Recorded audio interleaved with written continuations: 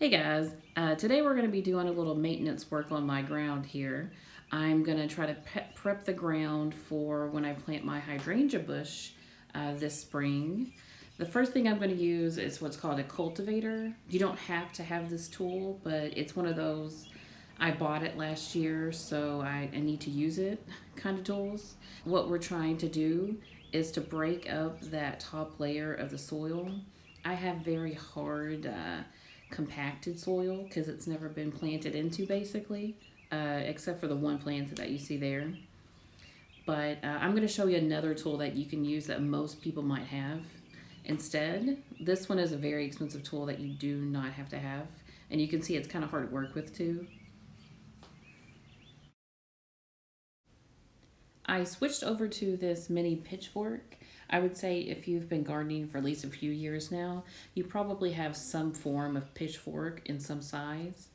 And you're doing pretty much the same, except I think the pitchfork actually goes deeper into the soil. You're literally just stabbing into the soil.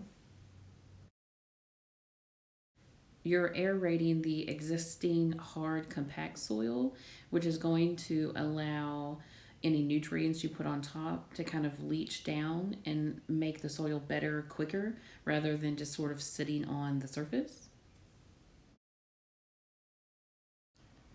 The next thing you need is cardboard, but before we break that down, I'm going to go ahead and sweep all of these old, damp, and already broken down leaves over to this section of grass. I'm going to try and revive this hydrangea bush that I have that I did not take care of last year. So that's what I'm prepping this ground for, is there's going to be this really beautiful pink and purple hydrangea. So I'm going to put these leaves here. If you've never, if you're not sure what leaves are used for, it's basically free mulch. And we've had a lot of rain lately. So these are already very damp and pre-broken down. So that's also going to help the ground soften up a bit, is how I would put it. And then you put the cardboard right on top of it.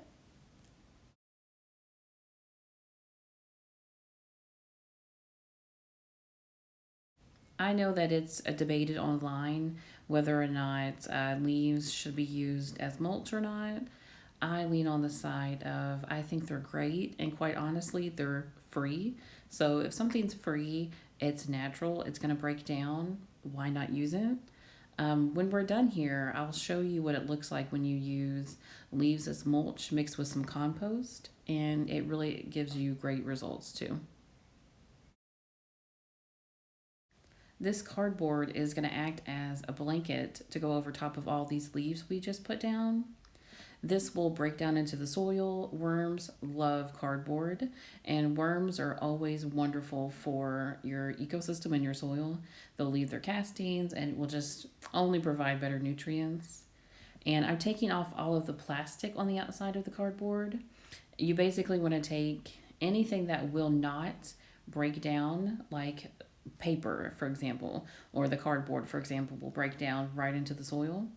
Any of the stickers, get as many of those off as you can. If there's any packaging staples to hold the box together, remove those as well, because that will just literally sit in your soil and you don't want to find those. The only cardboard you want to stay away from is any that is really glossy on the outside. That's basically cardboard that's sprayed with plastic so it won't break down. And that's pretty much the opposite of what we want. And we definitely don't want any plasticky chemicals in the ground if we absolutely don't have to have them.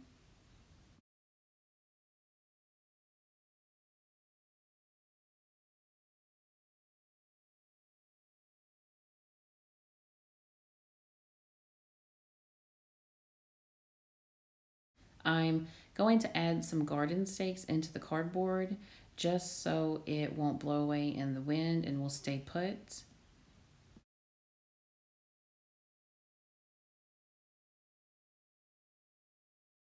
I'm going to wet the cardboard now with this leftover rainwater that I have.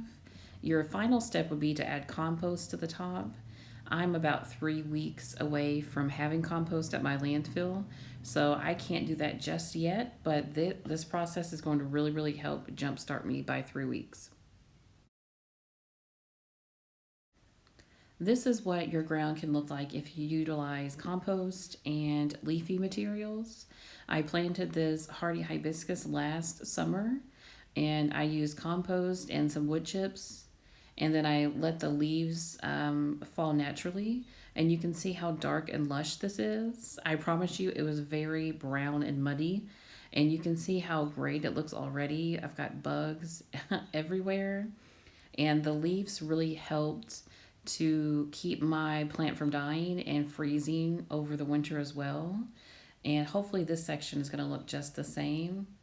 If you're wondering how I planted this hardy hibiscus, I'll put a video right here and you can see exactly how I did it.